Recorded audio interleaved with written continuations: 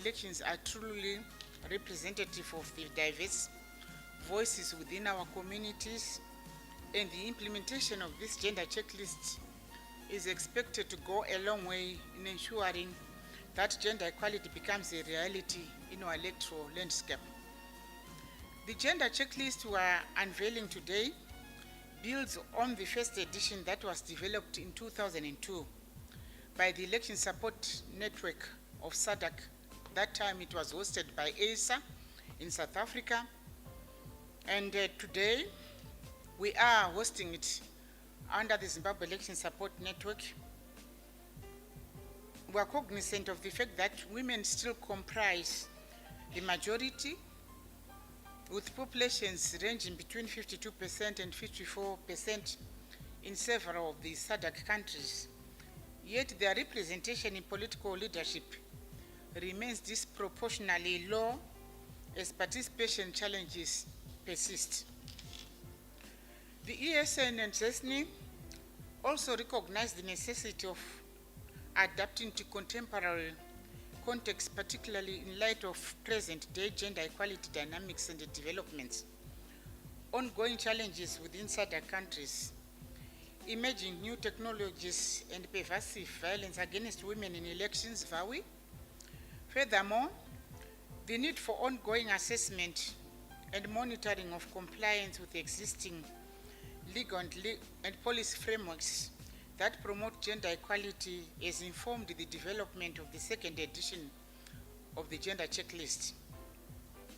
Despite the existence of the gender frameworks, it remains imperative to reflect on the fact that many countries within Southern Africa still encounter deep-rooted challenges in advancing women's political participation. Hence, the gender checklist that seeks to observe the persistent challenges that women face.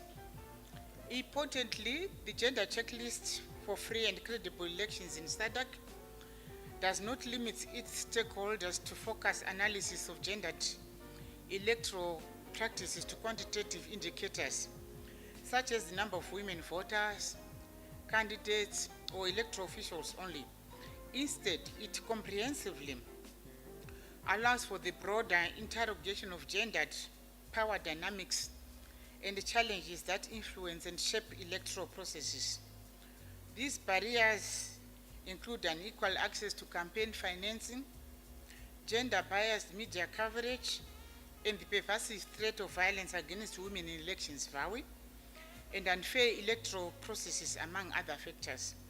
Additionally, it allows for qualitative analysis of the structural and cultural barriers that impede women's full engagement in political life. So as we move forward and move ahead, we hope that the checklist will serve as a guiding compass, reminding us that every effort towards gender equality constitutes a significant advancement towards a more democratic society. In our collective pursuit of democratic ideals, we can pave way for a future where women not only participate in elections, but thrive as leaders and as decision makers, thereby enriching democratic processes.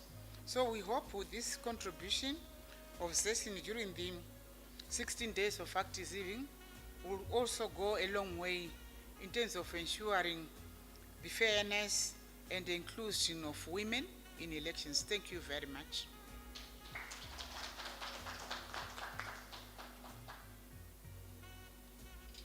Thank you so much, Executive Director, for giving us the welcome remarks and the objectives. We will now receive a series of goodwill messages from institutions whose mandates lie at the heart of gender equality, human rights, and democratic governance. May I kindly invite the representative from the Zimbabwe Gender Commission, Faith Ururu, who is the Research and Programming Manager, to give their goodwill remarks.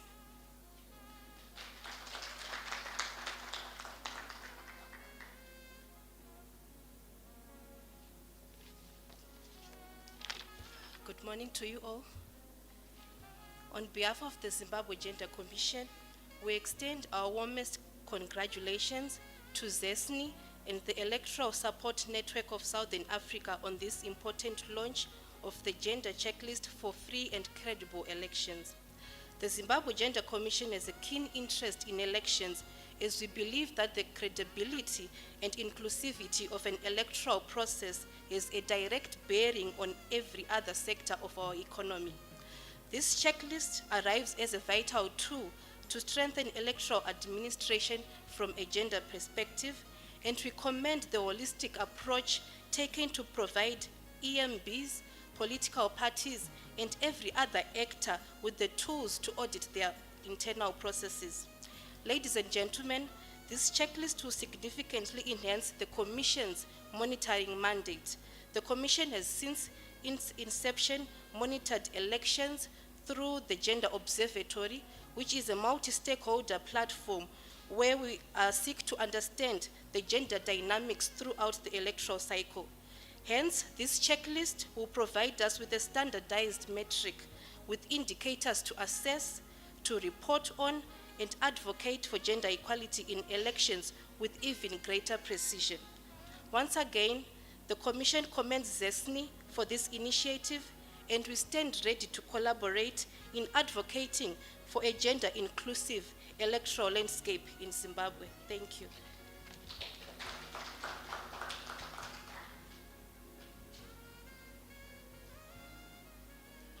Thank you so much to the Zimbabwe Gender Commission for giving us their goodwill remarks. We invite the representative from the Zimbabwe Human Rights Commission, represented by Honorable Commissioner Dr. Martin Muduva, to give us their goodwill remarks.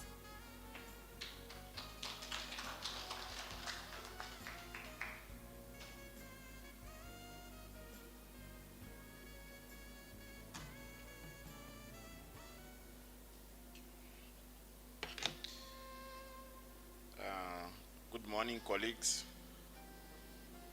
Allow me to recognize our organizers and the entire leadership of the institution here present, colleagues from the Ministry of Gender, our Ministry of Women Affairs, as well as our fellow Chapter 12 commissions. I stand before you here, colleagues, and it is an honor to represent the Zimbabwe Human Rights Commission at this noble launch of the Gender Checklist for Free and Credible Elections in Southern African Development Community.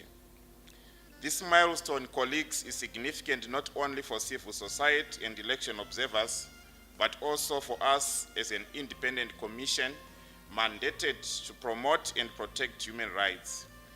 It reflects our shared commitment to advancing gender equality and strengthening democratic processes within the borders of our nation and the region at large. The Zimbabwe Human Rights Commission recognizes that women's participation in elections, guaranteed under sections 67 and 80 of the Constitution of Zimbabwe, is fundamental to democracy. Ensuring their full and equal involvement enhances transparency, accountability, and inclusive governance.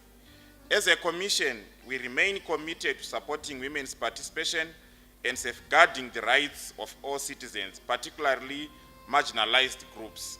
It is also important to note that equal representation is essential for credible and responsive institutions.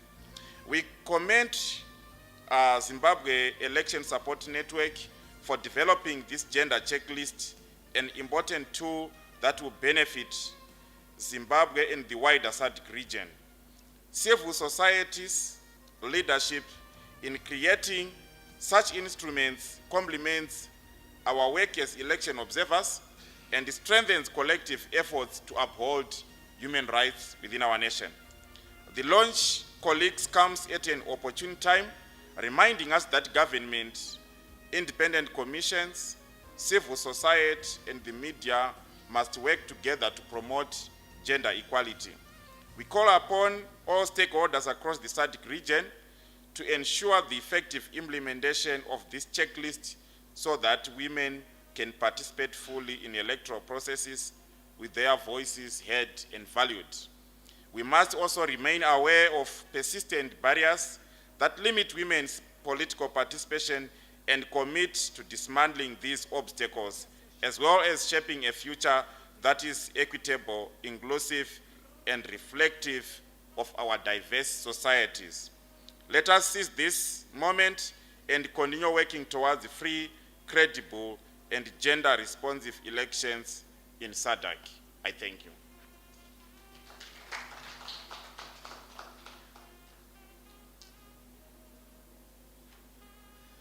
Thank you so much to the Commissioner from the Zimbabwe Human Rights Commission, Honorable Dr. Martin Mudua. Our final goodwill message will come from the UN Women Country Representative, Mrs. Fadzai Traquino.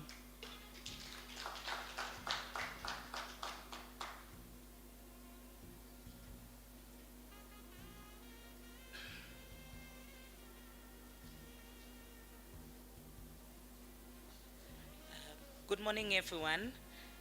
Distinguished guests, colleagues from civil society, government representatives, members of the Zimbabwe Election Support Network, ASA and all partners committed to gender equality, very good morning to you. UN Women is honored to stand in solidarity with ASA and the Zimbabwe Electoral Support Network as you launch this important gender and election checklist. And the initiative does come timely and critical as we commemorate the 16 days of activism against gender-based violence under the theme, Unite to End Digital Violence Against All Women and Girls. And this theme does remind us that violence, whether physical, psychological, digital, remains a barrier to women's full participation in politics and decision-making. Gender equality in political participation is not just a matter of rights. In UN Women, we see it as a prerequisite for inclusive governance and sustainable development. Evidence shows that when women lead, societies benefit through stronger social protection, peace building, and economic progress. From the local to global level, women's leadership and political participation are restricted. Women are underrepresented as voters, as well as in leading positions, whether in elected offices, civil spaces, private sector, or academia. This occurs despite their proven abilities as leaders and agents of change and their right to participate equally in democratic governance. Women face several obstacles to participating in political life, and therefore, the checklist will provide a tool to address the structural barriers through discriminatory laws and ensuring that institutions adopt the principles of substantive equality and non-discrimination as enshrined in international legal frameworks such as the CEDAW, the Convention of Elimination of Discrimination Against Women, the International Covenant on Civil and Political Rights, which provides that every citizen has a right and opportunity without any distinction and without unreasonable restrictions to take part in the conduct of public affairs directly or through freely chosen representatives, vote, and be elected at periodic elections, which shall be by universal equal suffrage and shall be held by secret ballot, guaranteeing the free expression of the will of electors and access on general terms to equality to public services in their country. The importance of these rights outlined do resonate with the gender checklist, and we as UN Women feel that this will complement government's efforts, SADC's efforts in ensuring that Sustainable Development Goal Target number 5.5 is achieved, because this provides the mandate of member states to collect and report on data on women in political leadership. Women political leadership is fundamental for gender equality and sustainable development. As UN Women will not go without sharing some shocking statistics on the global and continent level that make this gender checklist relevant. Globally, as of 2025, UN Women reports that women hold only 27.2 seats of national parliaments, and fewer than 1 in 4 cabinet ministers is a woman. really at 22.9%. And only 25 countries have women as head of state or government. At the current pace, gender parity in national legislature will not be achieved before the 2063 target, and equality in top leadership positions could take up to 130 years. Africa has made notable progress, with women representatives in parliaments growing from 9.8% to 27.1% in 2025. We do have examples of countries that have made it on the continent. Countries like Rwanda at 64%, South Africa at 43.8% are global leaders. But many other countries remain below the 30% goal. We therefore continue to recommend that efforts be made to address a lot of the structural barriers that women face and discourage their participation, addressing patriarchal norms, cultural barriers which persist, limiting women's candidates and leadership opportunities, issues related to resource inequality and institutional gaps further hinder the progress. Therefore, the gender and election checklist is more than a document to us. It is a document or a roadmap for action. It will help electoral bodies integrate gender considerations into their planning and their monitoring, and guide political parties to adopt inclusive candidate selection processes, support media and observers to track gender-sensitive reporting, and provide civil society with a tool to hold institutions accountable. UN Women, therefore, continues to congratulate ASA and ZESIN. Let us move from commitment to action, because democracy without women is incomplete. Together, let us build an electoral process where every woman can lead without fear and every girl can dream without limits. I thank you.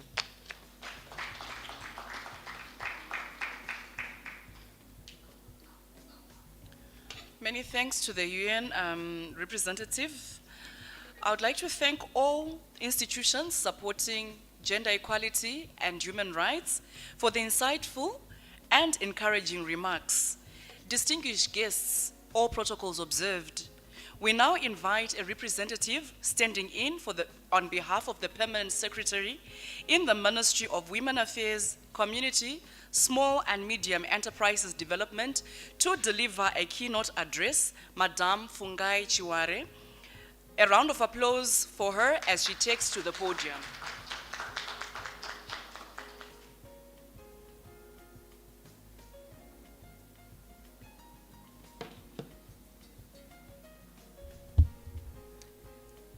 Good morning, everyone.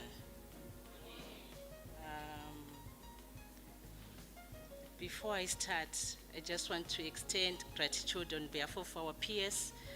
She couldn't be with us today. She has been invited to appear in Parliament today. So as you know, Parliament takes precedence over everything. She just had no choice. So I'll deliver a speech. Ladies and gentlemen, allow me to proceed according to the already established protocol. It is both a privilege and an honor to stand before you today on behalf of my Permanent Secretary, Dr. Mavis Sibana, as we launch the gender checklist for free and credible elections in the Southern African Development Community, SADC. This important tool aims to guide and promote women's participation in elections across our region. On behalf of the Ministry of Women Affairs, Community, Small and Medium Enterprises Development, and indeed in my own capacity, I would like to express my sincere gratitude to the Zimbabwe Electoral Support Network and the Electoral Support Network of Southern Africa for developing the gender checklist. This checklist complements efforts to enhance the representation and participation of women in politics and decision-making roles. The ministry is steadfast in its mandate to ensure equal representation for women in leadership, aligning with our constitutional goal of achieving a 50-50 gender balance. We are committed to promoting inclusive elections that uphold democratic rights, most importantly, the right to vote. The gender checklist explicitly targets key stakeholders, including SADC regional institutions, national parliaments, election management bodies, political parties, civil society organizations, election observation groups, political candidates, and the media. We believe that this checklist represents a significant step forward in implementing the national strategy for women in leadership and decision-making positions. I hope you all have had sight of that strategy which we developed as a ministry, as well as the recently revised national gender policy, which highlights women's advancement in leadership roles. I also hope you also have that recent national gender policy that we launched as a ministry. Achieving gender parity requires concerted efforts from all stakeholders. Together, we must act with a common purpose and a shared sense of urgency to address the persistent low levels of women's participation in politics. We have heard the statistics, and we have heard that it's going to take us about 130 years to achieve gender equality in political leadership. How many of us would be alive to see that era?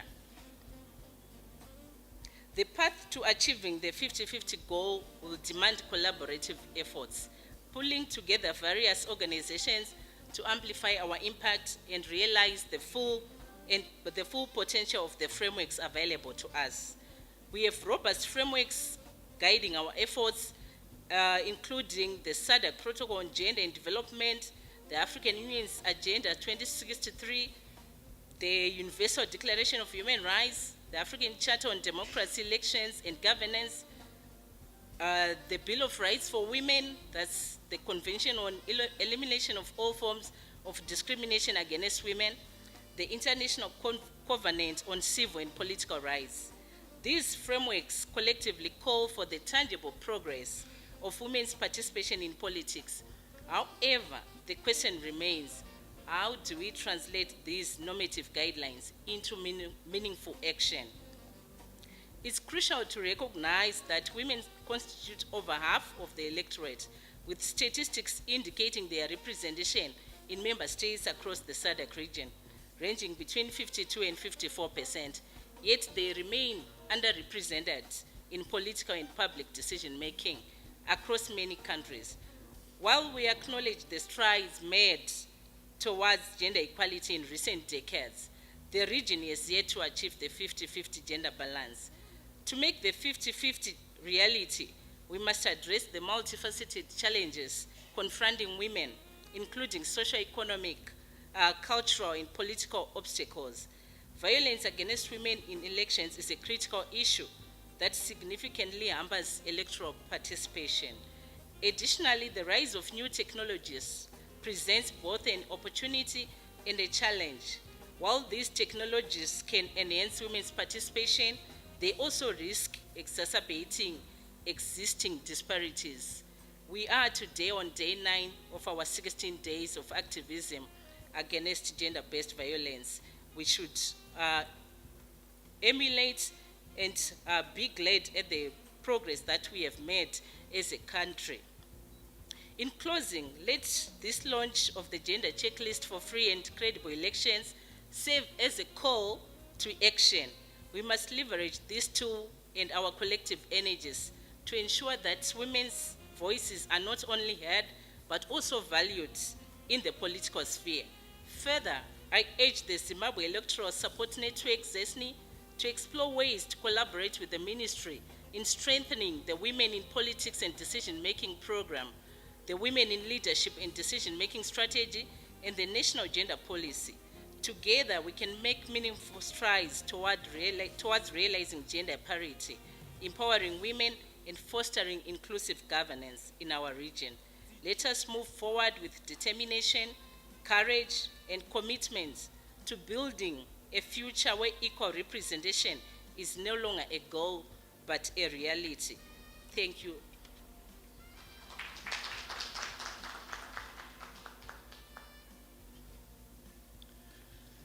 Thank you so much, Madame Chouare, who was standing in for the Permanent Secretary in the Ministry of Women's Affairs, for those thoughtful and empowering remarks. We now move to the highlight of today's program, which is the official launch of the gender checklist for free and credible elections. May I invite the ZESNI chairperson, Mr. Andrew Makoni, to officially launch the publication.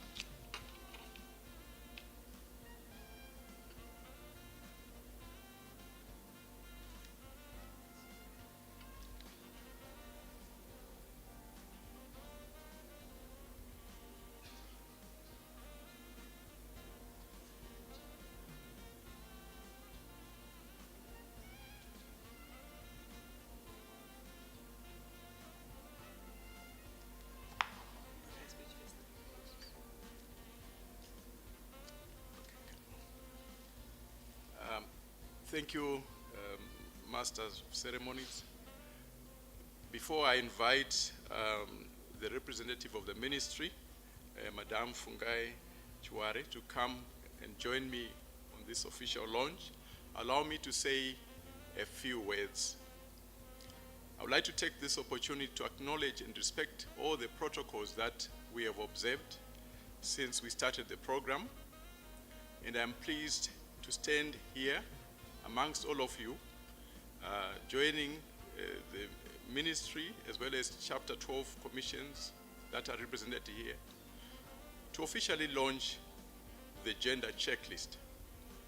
It is indeed our hope as ZESNI and ESN that the checklist would deal with the long-standing and deep-rooted practices of gender inequality and will facilitate systematic documentation of patterns of deliberate exclusion by political parties, disparities in campaign financing, anti-representation in many respects, including in the media, the incidences of gender-based political violence which we experience in our elections, unfair polling day practices, among other discriminatory practices that inhibit women participation across the region.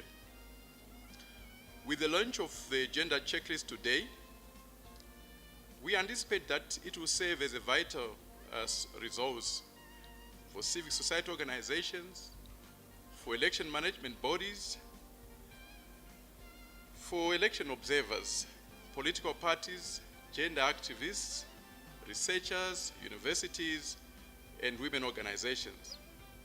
We hope that it will be embraced as a tool that facilitates the observation and evaluation of inclusive electoral processes, recognizing that the right to vote and to stand for public office is not a privilege, but a fundamental democratic right.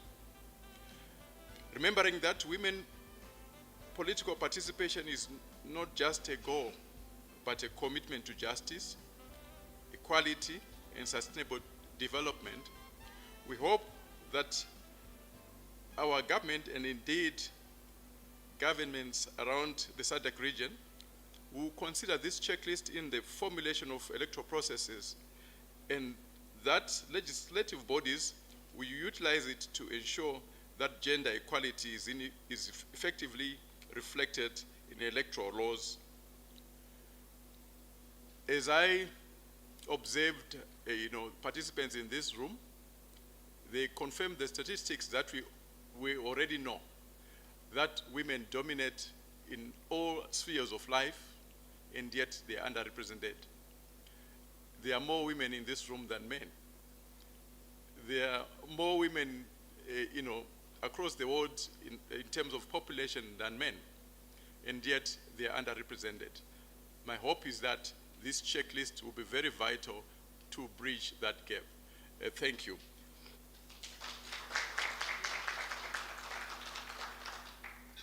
And so I now want to take this opportunity to invite colleagues from ZEC, Zimbabwe Human Rights Commission, from the Ministry of Gender,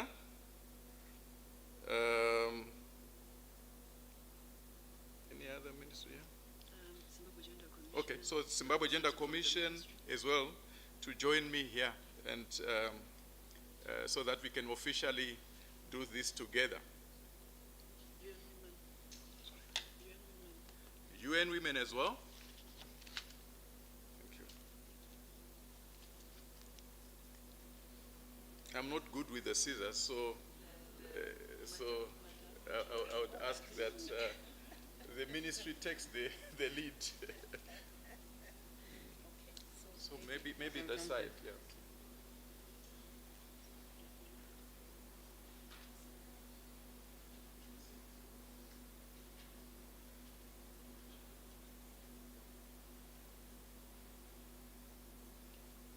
So as we launch this checklist, ladies and gentlemen, let this be a reminder that we will not shelve this checklist. Let us all put it into action. So help me as we start on this new journey, ladies and gentlemen.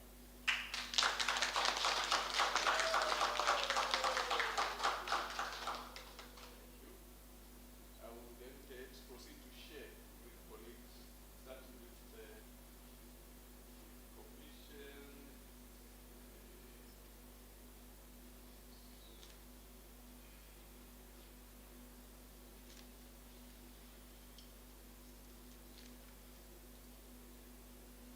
And I want to take this opportunity to thank you colleagues for coming to this official launch. It is indicated, we reiterate, that this instrument, this checklist, will ensure that we improve our processes as we try to ensure that in less than 130 years, not in 130 years, we will achieve a 50-50 representation of women and men in all our processes. Thank you very much.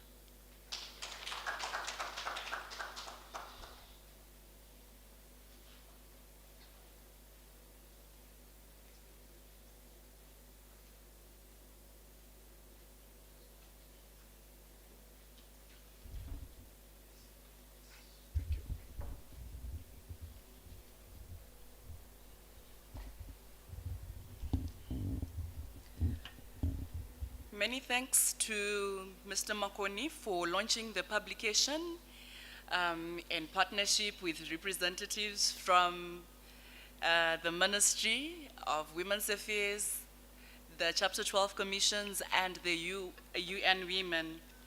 To deepen our appreciation of the work behind this publication, we will now receive a presentation on the journey to its development and its relevance to electoral practice. May I invite the ZESNI Programs Director, Ellen Dingani, to take us through this important session.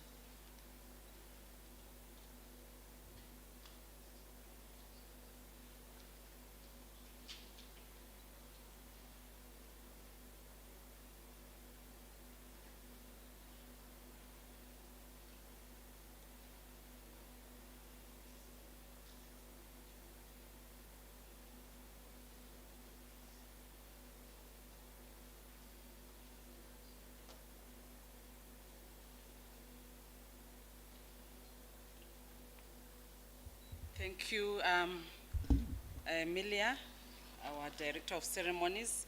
So as I wait for technology to switch on, I want to start by thanking our solidarity messages that we have received, and also from the ministry, and indeed there's a long way and a long journey. So this gender checklist, there's a historical side of it. It was initially developed in 2002 by the SADC Electoral Support Network, now called the Electoral Support Network of Southern Africa. So we used to be called SADC Electoral Support Network, and this institution was housed by the Electoral Institute for Southern Africa, then ASA. So when they developed this checklist, I think a lot of things that we are seeing now were not there. AI was not there, social media was not there.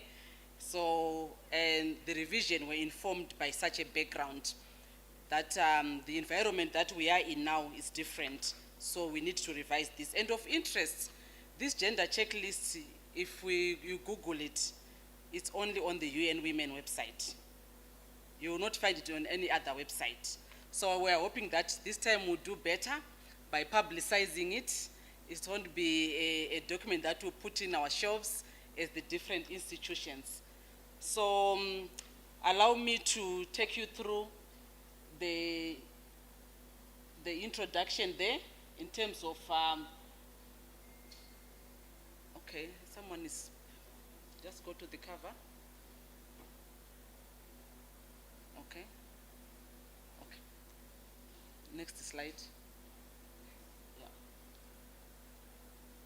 So like I indicated, this is a second edition. The first edition was published in 2002 by the SADC Electoral Support Network. So in terms of this second edition, it's an edition that was developed in-house by the Zimbabwe Electoral Commission and the Zimbabwe Election Support Network, sorry, and also the Electoral Support Network of Southern Africa.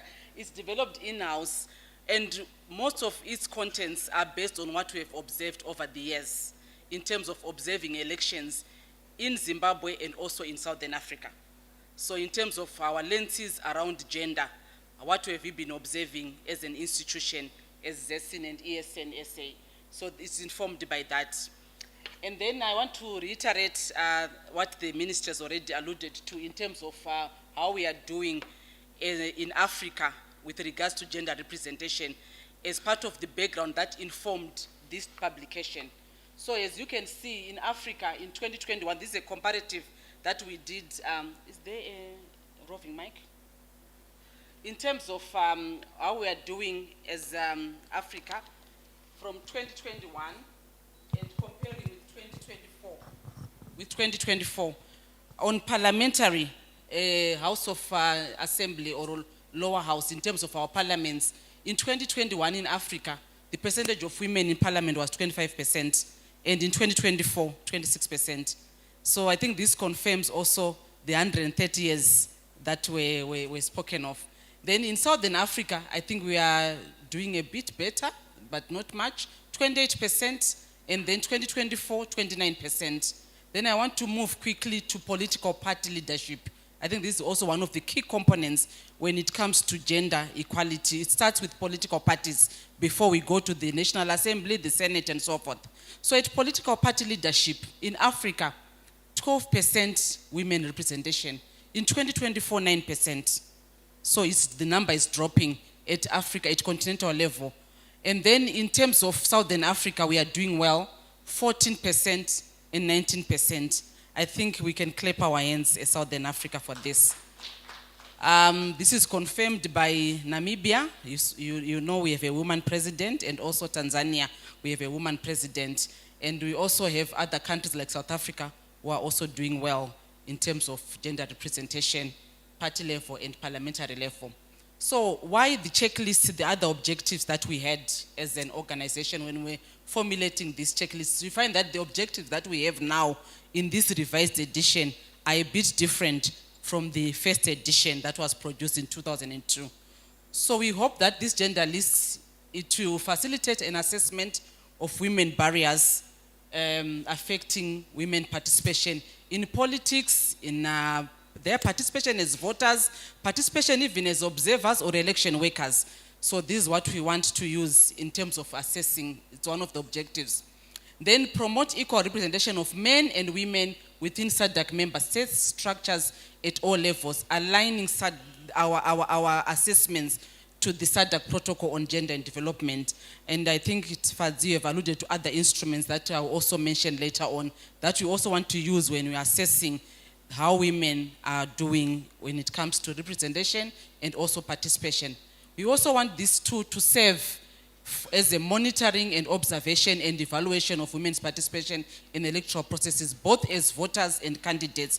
Why are we using the word monitoring there? Because there are some institutions like the Zimbabwe Gender Commission, you actually monitor and you can actually talk to your peers in terms of what they can do to improve. And we have also other countries in SADC that actually monitor elections, civic society monitors elections. So when they are monitoring those elections, like in Zambia, they do monitoring, they don't do observation as local civic society. We want them to use this checklist to assess how women's participation is and also their representation in electoral processes. The other objective of this checklist is to improve the participation on both women and men in electoral processes. So I'm not only talking about women when I'm talking about this gender checklist, also men. We don't want a situation where we now have 90% women representation and 10% men. We want it to balance. But I think if that happens, we'll not also shy away because we'll be compensating, right, for the years that we're not having equal. And then ensuring the equal participation of women and men in elections as voters and candidates. This is where the major hurdle is, where we have candidates. If you look at the number of candidates, even in our elections in Zimbabwe, even at SADC level, I think that's where we lose it, especially women. When you have less candidates, you don't expect to get 50-50. There's no way. So you need to put more candidates at political party level so that there are more women elected in parliament. Ensuring that women and men are fully informed of the electoral process, have the necessary support to build their capacities and participate effectively. So we know issues like voter education, where we want our voter education, civic education to target both men and women, not only men. And also to have platforms where women and men can be capacitated equally to be able to participate in electoral processes. I know men, most of the times you have more platforms where you talk about politics, where you talk about elections, unlike men, unlike women. So we want also women to be provided by such platforms where they can freely talk and discuss about issues of politics and also issues of elections. Then the barriers that we noted, these are just a few, but there are many, many more barriers. So this is just a summary of some of the barriers that we noted that also informed this gender checklists, that we need to continuously monitor and observe how women are doing when it comes to their participation. So some of the barriers that we noted are the overall environment in the region in terms of the conduciveness of the environment for women to participate freely. You talk of countries like Mozambique, you know the violence that erupted during the elections there. You talk of Tanzania, the recent elections, where also there was violence. Those shies away women from participating when there's violence. So overall, our region, the environment is not yet very conducive for women's participation, and not even going far. Even in our own country, we have incidents, we have reports of violence during our elections.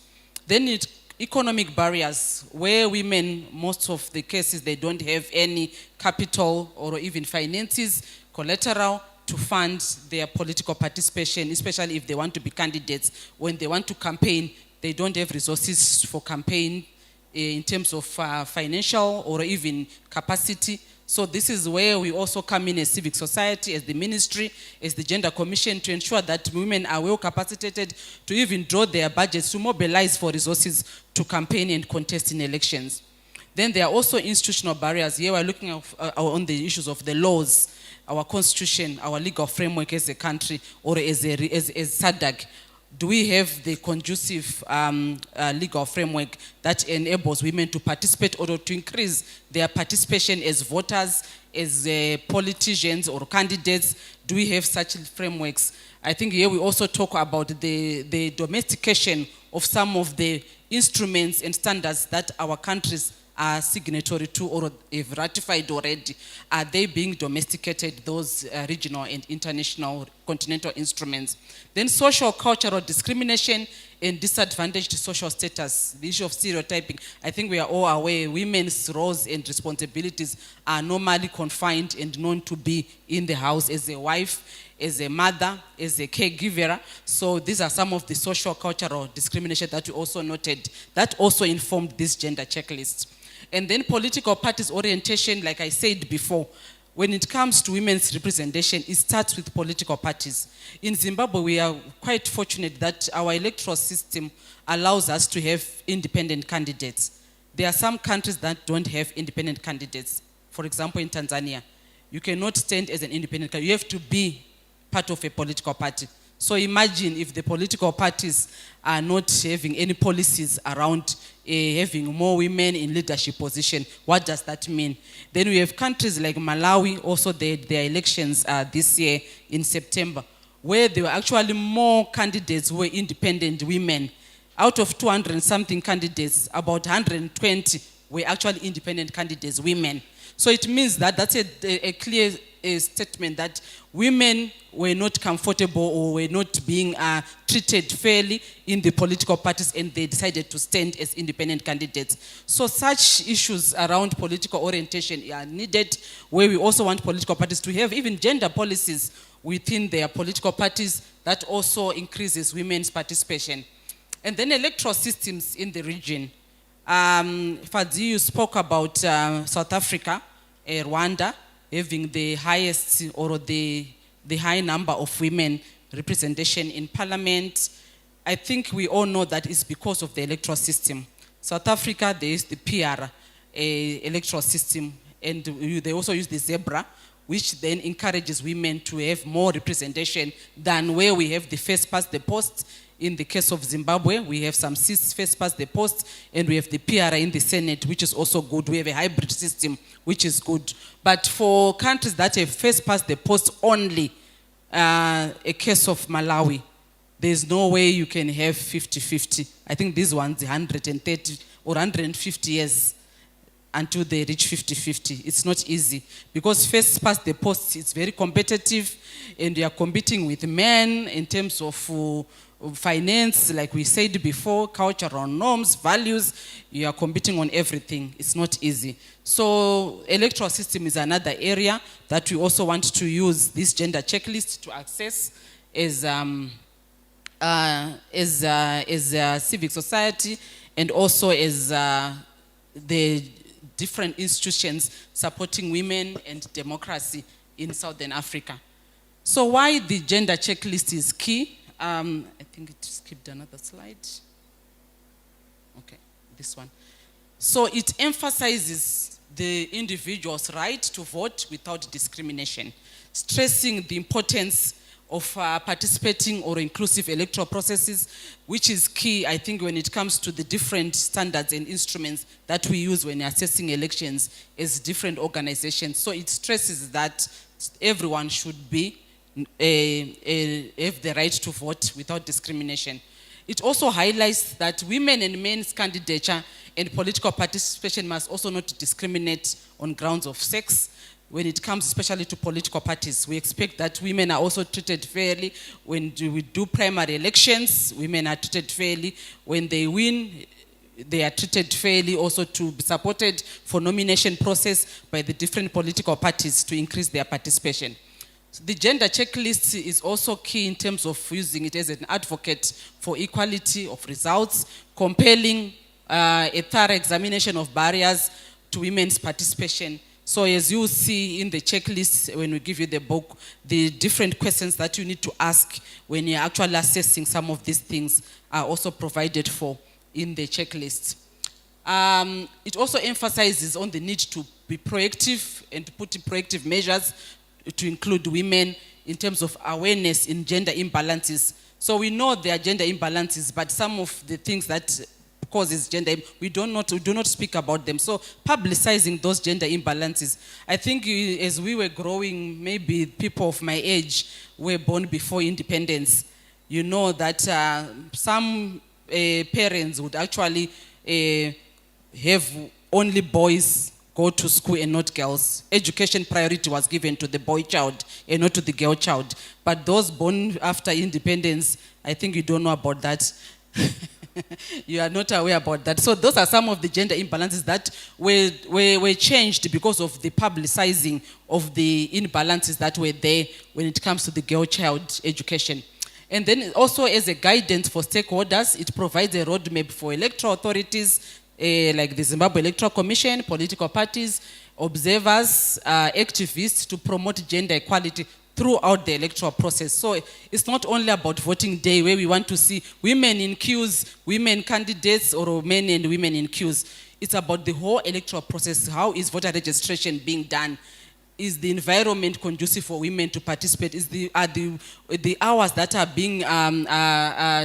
being used in terms of registration, are they also able to allow women with nursing mothers, pregnant women to go and also register? So around the whole electoral, in terms of the budget, whether it's for political parties, are there provisions for women to also get resources or funding for their campaigns? So around the electoral process, voter education, are there any targeted voter education for women? And what are the platforms that are being used? Capacity building, are there specific capacity building programs for women? So the gender checklist covers all that in terms of providing that guidance on what to check. Then the focus areas in our gender checklists, we are looking at the legal framework, the international, regional, and national frameworks. How do you assess if the country is adhering to the international, regional, and national frameworks legally in terms of assessing how women are participating? Institutional frameworks, the EMB, the Election Management Body's role in gender equality. Do they have a gender desk? Do they have a focal point office for gender issues? Do they have a gender policy, for example, as an institution? We are talking about election management bodies in Southern Africa. Voters' rights, voter registration, voter education, voting procedures. We also want to assess, using the gender lenses, how are these processes being implemented by the different stakeholders, in particular the EMB. How are they implementing voter registration, voter education, civic society?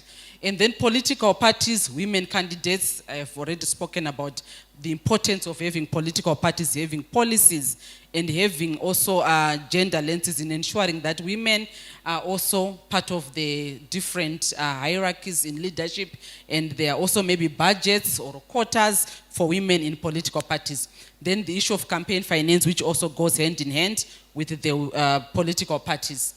Then violence against women is another area that we are also focusing on. There's actually a specific tool that you can use to monitor or observe violence against women in our gender checklist instrument, where if you want only to focus on violence against women as a civic society or as a commission, whether it's gender commission or a Zimbabwe Electoral Commission, you can actually adapt that particular checklist and you can assess the violence against women in elections or women in politics. Then the role of development partners, civic society, community-based organizations is also provided for. What can you do as community-based organizations? How can you also assess and evaluate the issues of gender and elections and politics at community level? Same applies with the development funding partners. How can you also prioritize these issues? What are the key areas that you may also want to consider to also support? Then media and new media technologies, we also incorporated that. It's actually a new session that we have incorporated given the issue of now we have social media technology, issue of cyberbullying, and we also have the media coverage that sometimes is biased towards men and not women and so forth. So we also have such checklists in the gender checklists. And then we also have the gender electoral analysis, which also help you generally to analyze the gender issues. So this is another tool that you also find in the gender checklists, in addition to the other tools that we have provided for in the gender checklists. So with regards to international and regional frameworks, we are also noting in the checklist that there are a number of regional frameworks and international frameworks that when we are assessing women's participation and representation, we need to refer to, because these are instruments that most of our governments in Southern Africa have actually ratified or signed or are part to. So we need to push advocacy-wise for domestication. But when we are assessing, let's also consider this checklist. We have the CEDAW, specifically Article 5718 talks about women's participation, representation in elections and politics. We have also the Convention of Political Rights of Women, specifically Article 123. Then we also have the Universal Declaration of Human Rights, UDHR, those articles there, 6, 18, 19, and 20. Then we have this ICCPR, Article 3 and 25. Then at regional level again, we have SADC Protocol on Gender, Article 5, 12, 13, and 20. Then we also have the Protocol to the African Charter on the human rights and people's rights, on the rights of women. Then we also have Article 2, 8F, and 9 and 11. Then the most popular one, I think, for us, the ACTEC. Article 2, 8, 29, and 30. So when we are assessing elections, those who observe elections, you are aware, or those who monitor, that you have to assess or evaluate alongside most of these tools. How are we doing as a country or as a region with regards to these tools that are provided for and that our governments are part to? So when you are looking now at international, regional, and national frameworks, so these are just a few of the questions that we have abstracted just for you to have a better understanding of what kind of questions are we asking when we are assessing. And these are provided for, like I said, in the checklist. So for example, when you're looking at international, regional, and national frameworks, we want to assess if countries signed, ratified, and domesticated international, regional, and frameworks that promote gender equality. So when you're looking at Namibia or Botswana or South Africa, and you are an observer or you are a monitor or you are an election worker, this is what you want to assess. And this is supposed to be part of your report in terms of assessment. And when you're doing advocacy, should be informed by your assessment, evidence-based advocacy.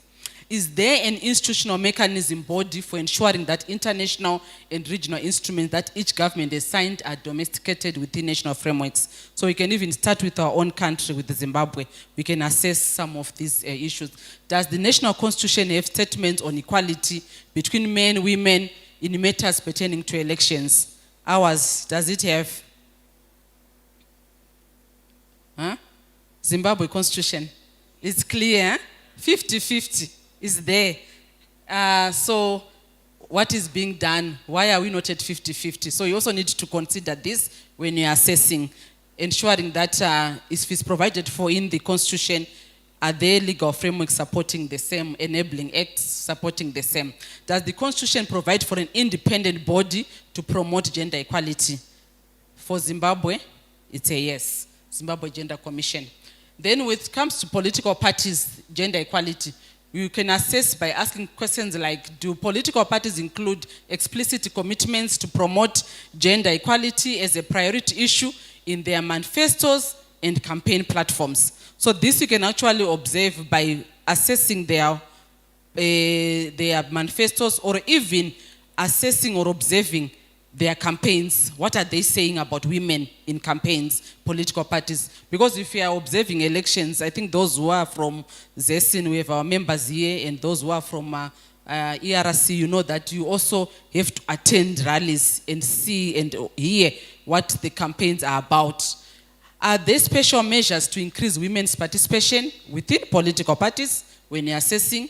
Do they have codes of conduct that on all that include firm measures to address, prevent physical, sexual, verbal harassment of women? I think these days the common word that is being used is safeguarding. Are there any safeguarding policies for the specific political party which encompasses all these physical, sexual, and verbal harassment? And now I think there's also the issue of cyber bullying is provided for in the checklist. You also need to assess and go on social media, monitor what is being said about women, how are they being portrayed, women in politics. I think if you recall in 2023, there was a lot that was being said by women who were contesting. I think some of the words that they were called are unspeakable. You cannot even speak about them. If you go on social media, you will see how they were portrayed, both opposition and even the ruling party, both from both sides. Procedures to select candidates for positions within the party structure as well as participation outside the party structures clearly laid down. Remember, I alluded to the issue of Malawi, where if you are not comfortable with participating in or within a political party, you are free to stand as an independent. So are those provisions there within political parties, or if you stand as an independent, then you are no longer a part of the political party?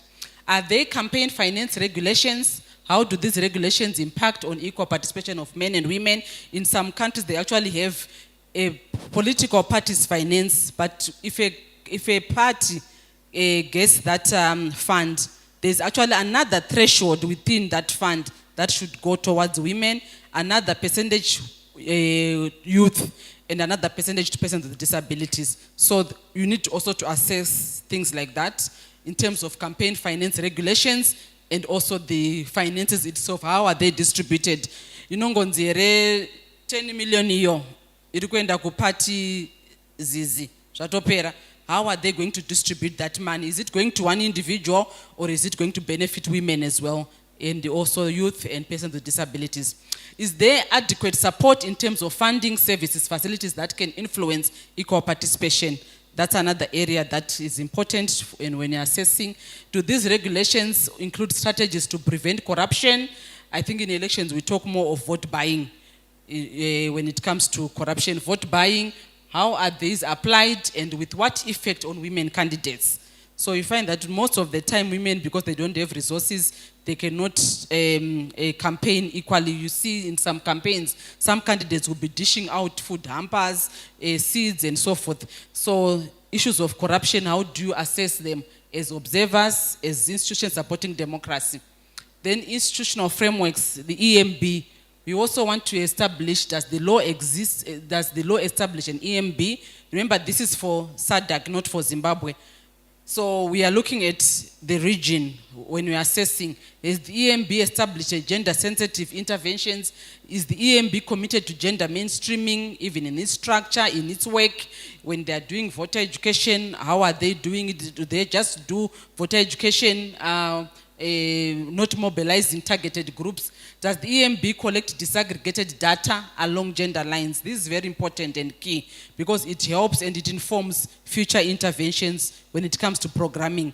So if they collect the data, you can actually analyze that and know that less women have registered vis-a-vis the population census numbers. So the data is very critical even when it comes to voting. If you collect the data, publicize it so that people are able to use the data for their different interventions. If less women are coming out to vote vis-a-vis what the data is showing on our census, then we need to consider targeting more women to participate. The composition of the EMB, is it also gender sensitive from the commission, the different departments, the directorate, is it also gender responsive? Then the voting rights, voter registration, voter education, when you're assessing, you'll be asking questions like, are women able to express political opinions without interference as permitted by the law? These are also some of the questions you can consider in your checklists. When you are engaging with women in communities, some can actually tell you that we cannot speak about these things. Politics is no peace. We don't want to talk about politics. So you need to be able to also assess all that. Do all voting rights equally accrue to both men and women without discrimination? I think this is another example of countries where men and women have different voting rights. I think countries like Somalia, where there are actually clans that vote on behalf of everyone, but these clans are dominated by men. So things like that you need also to assess, even when you go deep down to the rural, in some countries where men vote on behalf of women. Is every eligible citizen, woman and men registered as a voter, subject only to disqualification according to the criteria established by the law, that are objectively verifiable and not subject to arbitrary decision? I remember 2023 during nomination, I think it was our women rights organizations in Zimbabwe, we called WIPSU. There was an outcry that women are being asked, if you are married for nomination, some of the papers, you need to bring a marriage certificate, something like that. There were some requirements that were really quite worrying, that women were required to bring If you are married, you are not using the same surname. That is, there was a lot of requirements, and the process for women was very cumbersome. Then, are there any barriers to women's participation for voter registration? Are there voter education programs specifically targeted at women?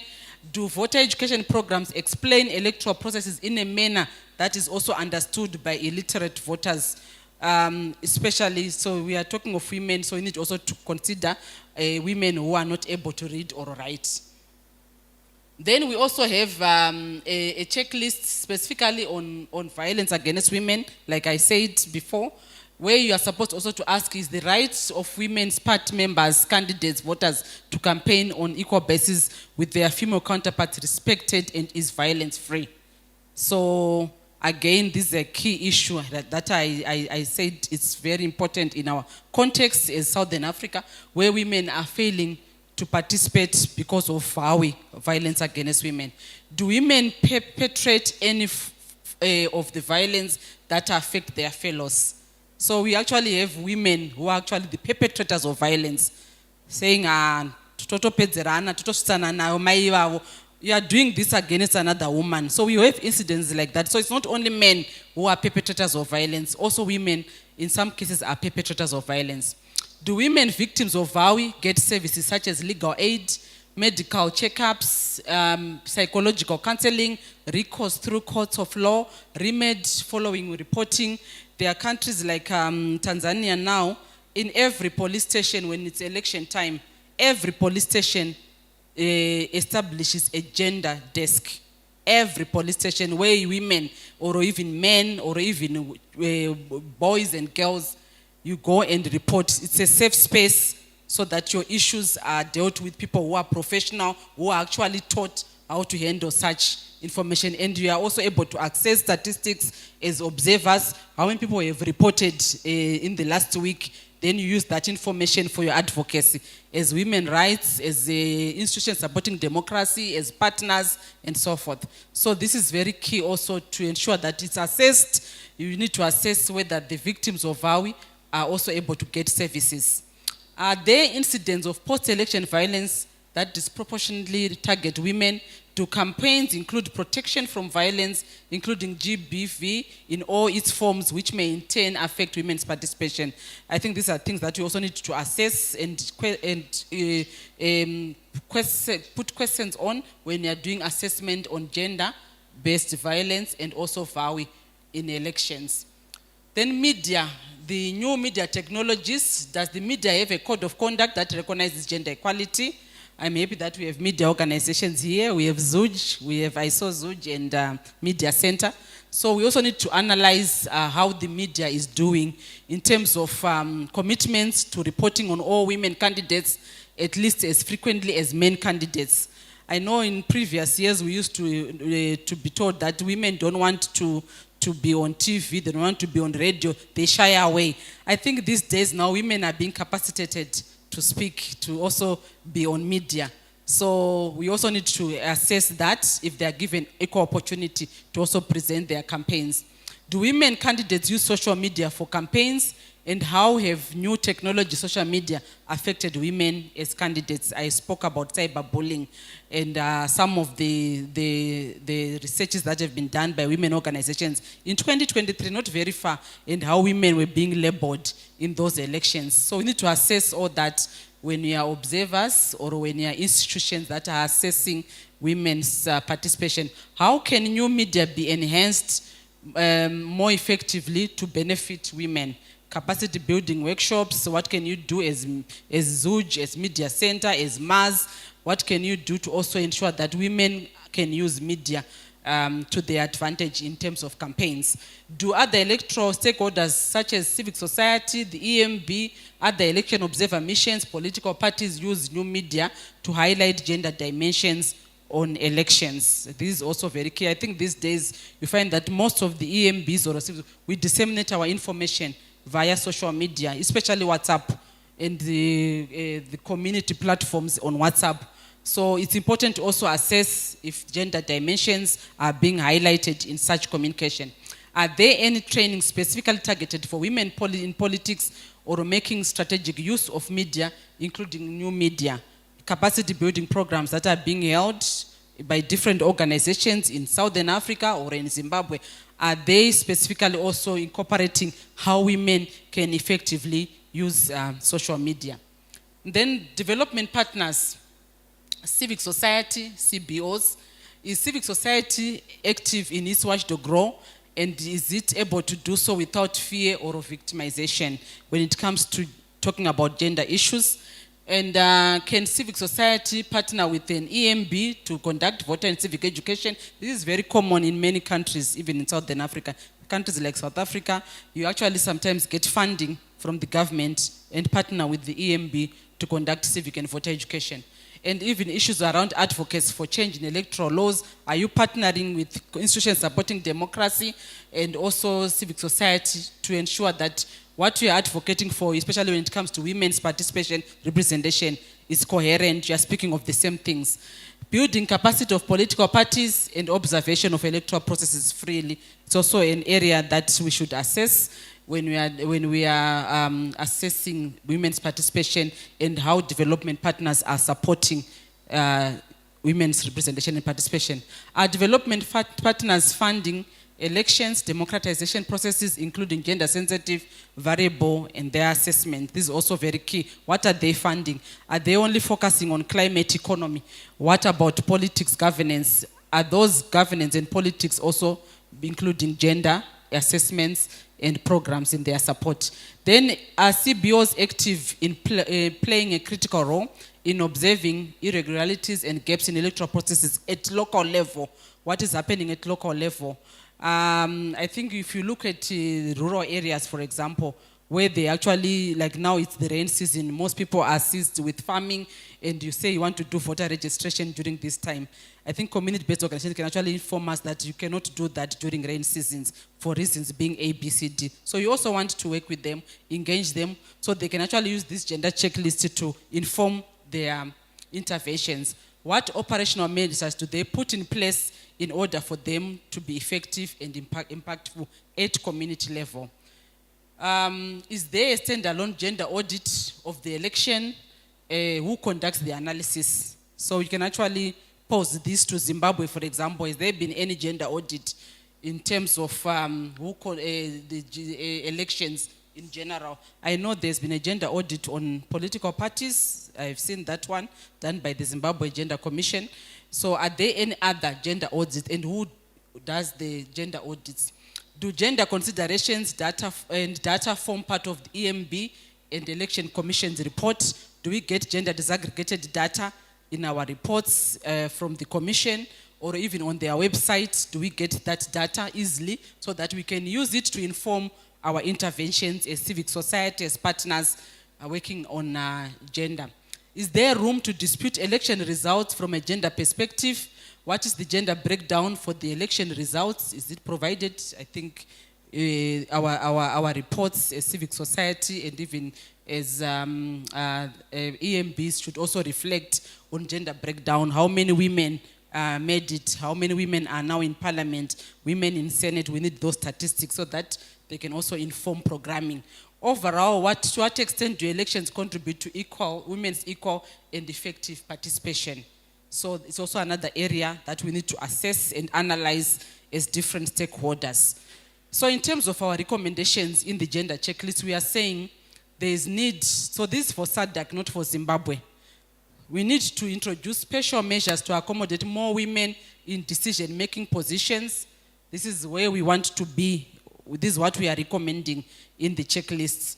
We also need electoral reforms that are gender sensitive, legislative reforms that ensure women inclusion and participation, political party reforms that enable recognition and participation of women as candidates, gender sensitive civic and voter education to address the formal and informal barriers that we note when we are doing assessment, EMBs and inclusive electoral policies and activities that accommodate more women, addressing national, traditional and new media coverage for women, funding that supports the participation of women in the electoral process. So these are some of the recommendations. When you have assessed the electoral process, you have assessed women's participation, representation, you can actually draw some recommendations. These are just examples that are provided for in the checklist. But at the end of the day, when you are observing or you are monitoring elections or women's participation, inclusive participation, you want to do advocacy from an informed basis. So this is why we developed this gender checklist, so that our work is easier. You can adapt it as it is. You can modify it to suit your programming. You can do whatever you want. It's a gender checklist for everyone to use, not for ESN, SA, or ZESIN, but for everyone, from the government, from the commissions that we are in this room, anyone in our region. And we have also even distributed it beyond our region. We have given to our colleagues in East Africa, West Africa, and also even beyond Africa. Thank you.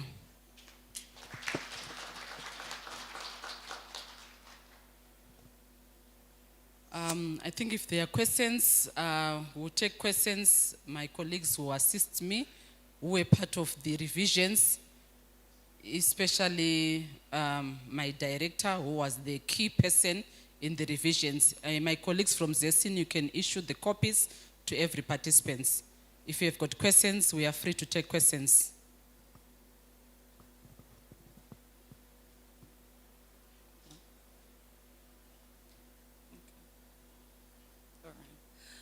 Another round of applause for the ZESNI Programs Director, Ellen Dingani, for giving us that comprehensive presentation on the work of the publication and its relevance to electoral practice. Like she said, she has already opened the floor for questions, reflections, and contributions.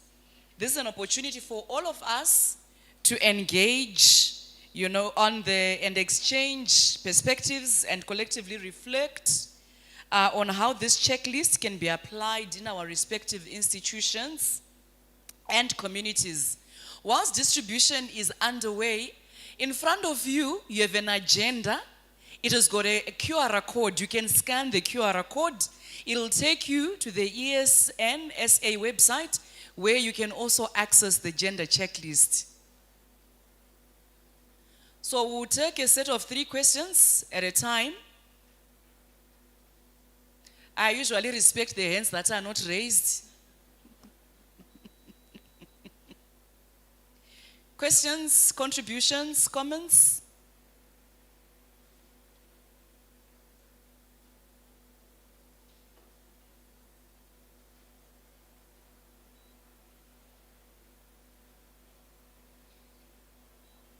Or maybe you need time to go through the checklist?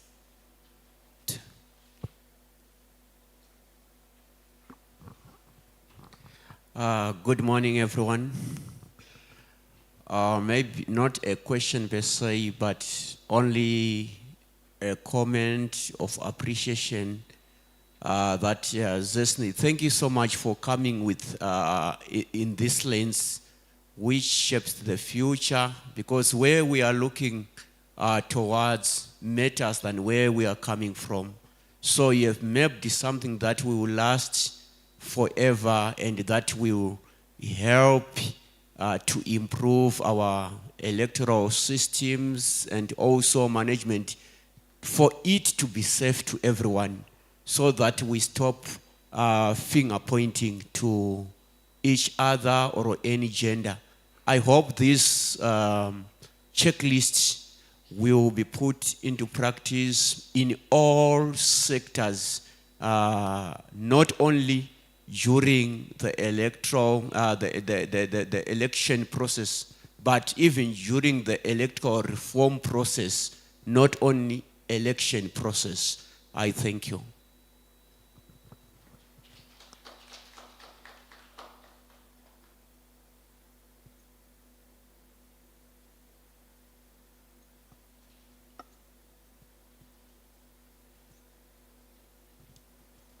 Thank you so much. So my first input is a comment really in terms of appreciating all the work that was put into the development of this checklist, and also especially attempts, not attempt, but it was actually done in terms of addressing all those specific barriers that are not spoken about when it comes to women's political participation or participation in elections.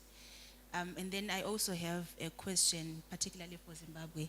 So I'm wondering, in terms of what is the extent to which the ZEC was involved in terms of this development of the checklist? I'm looking at ownership from that angle in terms of to what extent were they involved, and then beyond that, key policymakers as well. I'm looking at ownership of this book. So what was the level of engagement? Thank you.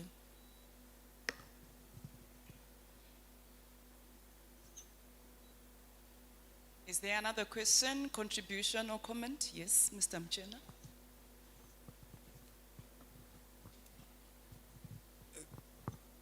Thank you so much, Zesni, for this wonderful work. Research is an eye-opener, and it really buttresses our efforts as a nation, our efforts as communities and societies, that the voices and also the strengths of women are considered at all levels, and in particular around issues to do with the elections. My question or contribution, I'm not sure, is regards to religious movements. We see during elections a lot of women, and in particular from the church. Yes, they are so much involved in elections and so on and so forth. They're in the forefront, singing, showing, they are actively engaged. But at the end, you find there are very, very few of them whom we see coming from particularly the church side, who become representatives. And what effort are we doing? And I am quite pleased in the room we have the Gender Commission. We have also ZEC, and of course ourselves as ZESNI. What efforts are we making so that the women we see actively involved in particular from the church, also become representatives in either political parties or in parliament? Thank you.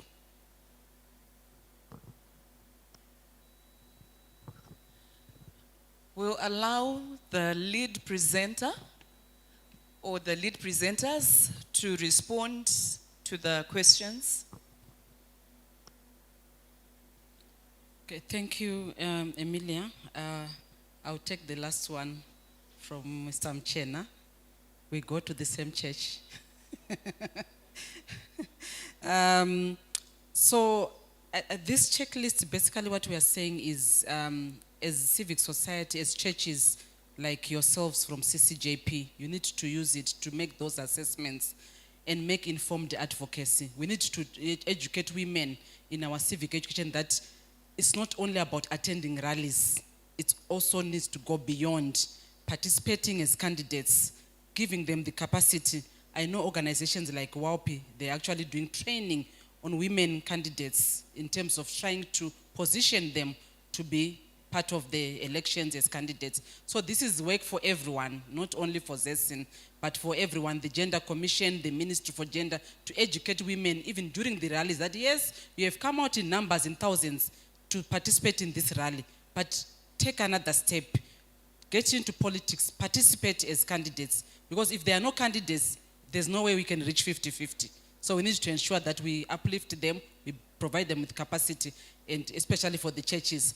So I don't know whether you're talking about the church that you attend or all the other churches. Let's also educate even those from the other churches to be able to uplift their women in the churches to be candidates and to participate more beyond just being a rally, a voters or audience in rallies. Thank you. On the second issue of consultations, as we mentioned earlier on, the first edition was done by the Election Support Network, SADC, which was hosted by ASA. And by that time, ASA had a regional conference involving the Electoral Commissions Forum. And besides the gender checklist, the first edition, they also produced the PEMO, which is the Principles of Election Management and Observation in SADC, which is also in use by the Elections Commissions Forum of SADC. So the consultations way beyond SEC, but it's a regional also document, which we just revised this time around. So what we are going to do after this launch, we are also going to take it to the Electoral Commissions Forum and to other electoral commissions beyond Zimbabwe, so that they can also use it. And besides the Electoral Commissions Forum, we are also going to share it with the other electoral management bodies and also other continental bodies which are also involved in observation of the elections. Thank you very much.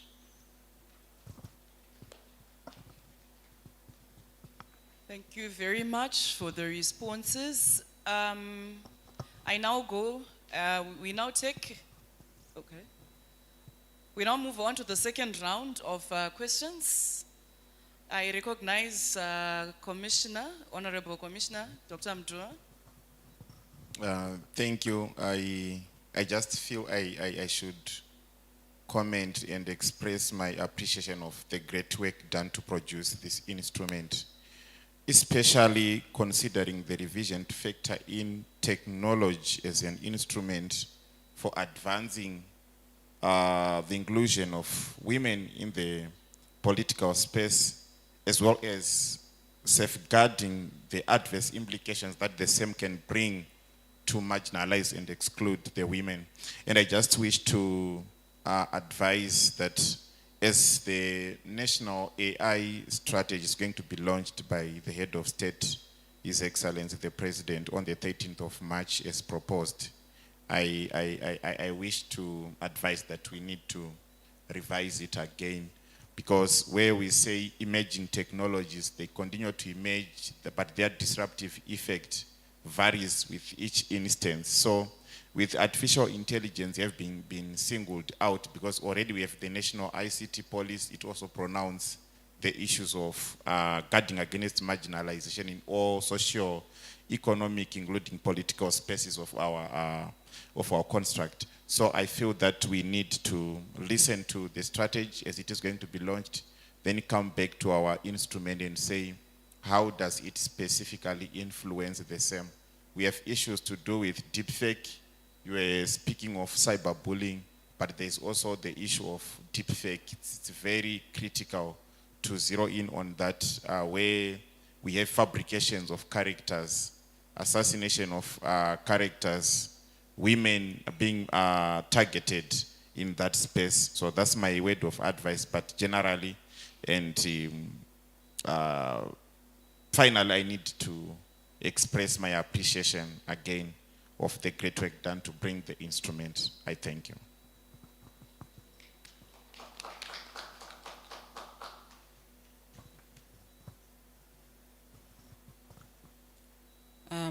Also, just to thank the Commissioner, we have taken note of that. Comments about the deepfake. I think what we had done is more of, because technology continues to evolve almost every day, and it would mean maybe updating it as often as we can, but we have taken note of that comment and will continue to monitor all those evolvements in technology. Thank you for that comment. Okay, thank you very much, Madam Ellen, for a very comprehensive presentation. And I would like to appreciate that the checklist is also very comprehensive. And as a young person, I'm also very happy because young people are being thought of, they're being included in these decisions. My question, the first one was regarding the issue of how the checklist is going to be adaptable. Considering the different electoral systems that we have across the SADC region. We have the PRS system versus the first past the post. How is it going to be adaptable? And then the second question is, what mechanisms are being put in place to track compliance, especially in areas like women's safety during campaigns and the participation of young women in the electoral processes? Thank you.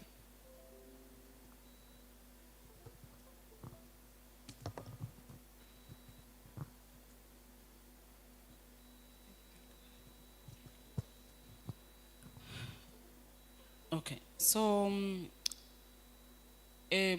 on the issue of adaptability, how is it going to be adapted? So like I indicated earlier, It's for SADC, but it's even being used now beyond even the region.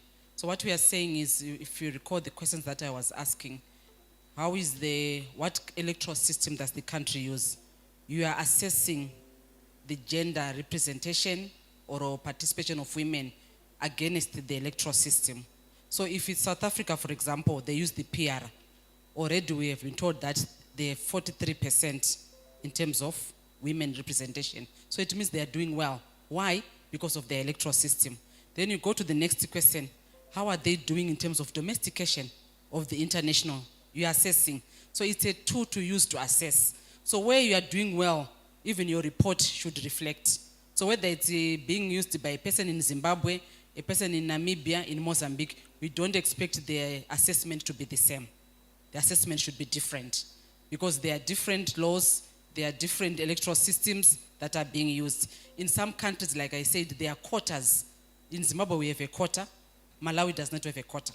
Malawi, if you don't make it first past the post, that's it. So their percentage of women also in politics, it's very, very low. So you also want to assess even the quota system. Do they have a quota system? No, they don't have. But how are they doing without a quota system?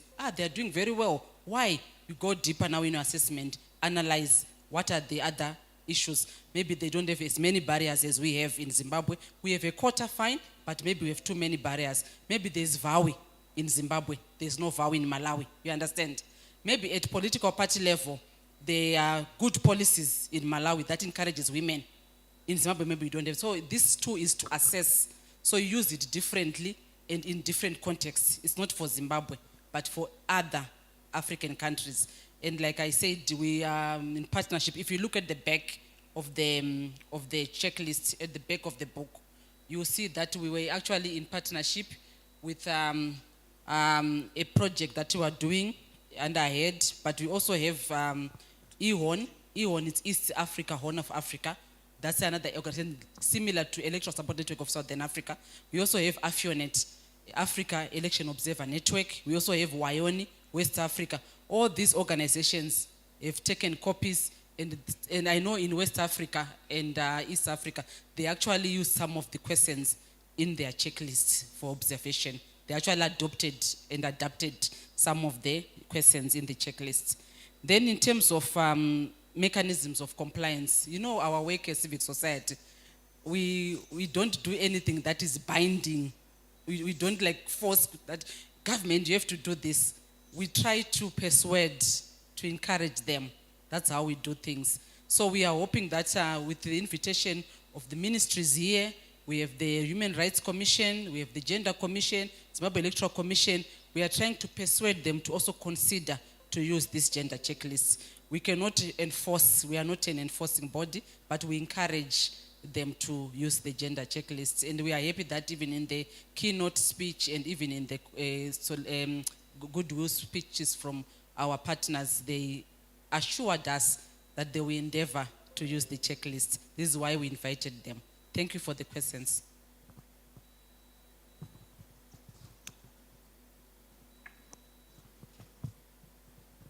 Maybe a critical observation is also the observation reports that come from the various observer missions.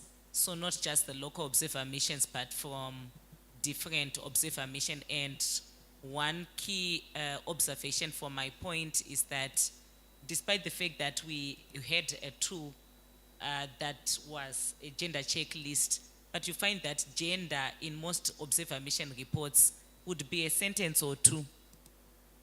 So for me, that is also worrisome to say, how are we going to ensure that we allow the tool to be active and that we actually utilize it and ensure that our reports are comprehensive, particularly on the gender-related aspects. So a lot of our election observer mission reports will be comprehensive on legal aspects, the environment, the context, and everything else. But when it comes to gender, you may just find a sentence or two sentences at most. And some do not even have anything related to gender inclusion. So I think we need to really ensure that all countries, including ourselves in local observer missions, really utilize the tool and ensure that we have more comprehensive reports on gender equality. I think that's the first starting point.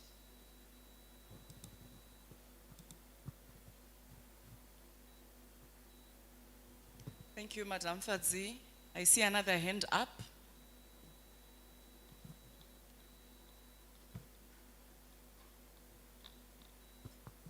Thank you very much. I think the checklist is very insightful in terms of guiding the assessment of gender-sensitive participation in electoral processes broadly. But my question is, I was trying to flip through to see if on the various dimensions that you'll be assessing, I was expecting to see at least some kind of indicators across the different dimensions to say what will you be looking at? How do you measure or kind of estimate or analyze, by assigning some variables that would assist you to do an effective assessment? Something akin to maybe a set of indicators or something that will assist you to analyze either in qualitative or quantitative terms across the different dimensions, so that at least you have composite indicators that you can reference when you are doing the assessment. Thank you.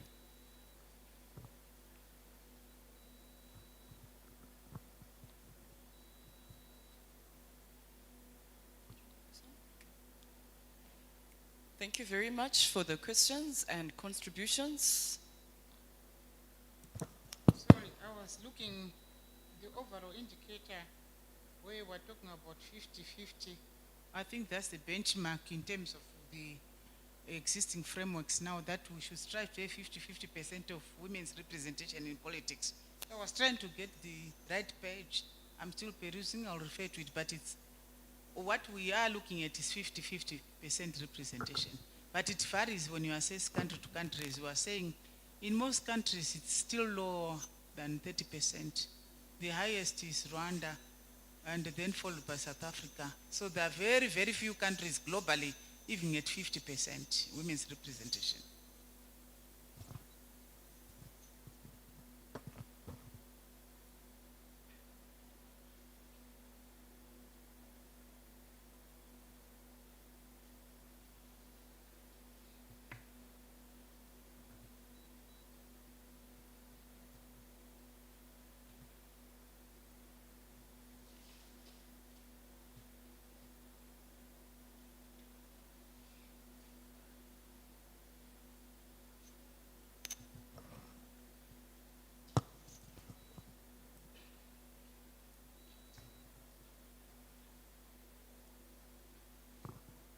Are there any burning questions? If not, I don't see any hands. I think at this point, allow me to say, as we approach the end of today's program, may I call upon the ZESNI Vice Chairperson, Madame Roswitha Katsande, to deliver to us the closing remarks.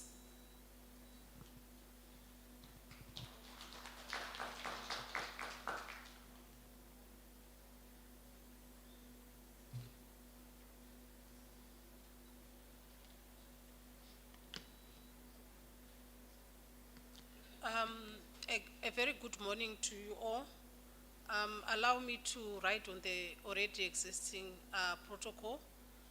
On behalf of the Zimbabwe Election Support Network, I would like to express my heartfelt gratitude to everyone who made it to this meeting, where we are launching the gender checklist for free and credible elections. Your presence here is testimony to the fact that you have an interest in the realization of a society where everyone can thrive regardless of gender. The launch of this gender checklist marks a significant milestone in our journey towards a more inclusive and equitable society in Zimbabwe and across the region. In Zimbabwe and across the region, as have been indicated, we face numerous challenges in the participation and representation of women in political and electoral processes. The checklist is more than just a tool. It is a beacon of hope in our strive for gender equality and gender parity. It represents our collective commitment to ensuring that every individual, regardless of gender, has equal opportunities and is treated with dignity. I would want to implore all of us to utilize this checklist so that we can promote a culture of equality and inclusivity in electoral processes. We hope you will remain committed to your contribution to the improvement of gender equality and the participation of women in electoral processes in Zimbabwe and the region. As ZESNI, we look forward to further interaction with you in the future. Thank you.